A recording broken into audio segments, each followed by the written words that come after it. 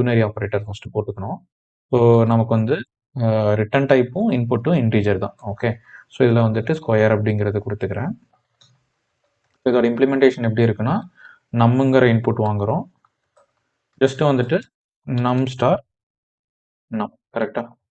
Square of the input வந்துட்டு இதுதான். Okay. So இது பார்த்தீங்கன்னா, இன்ஸ்டெட் ஆஃப் நம்ம 2 தடவை இன்டிஜர்னு எழுதுறதுக்கு டைரக்ட்டா இது வந்து ஃபோர்ஸ் பண்ணி ஒரே இன்புட்டும் இன்புட் என்ன டைப் இருக்கோ அதே தான் அவுட்புட்டாவும் குடுக்கும்.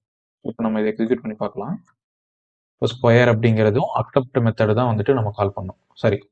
ஸோ இதில வந்துட்டு என்ன ஃபங்ஷனல் இன்டர்ஃபேஸ் வந்துட்டு அப்ளை கரெக்ட்டா? ஸோ அப்ளைங்கிறத தான் நம்ம கால் பண்ணணும்.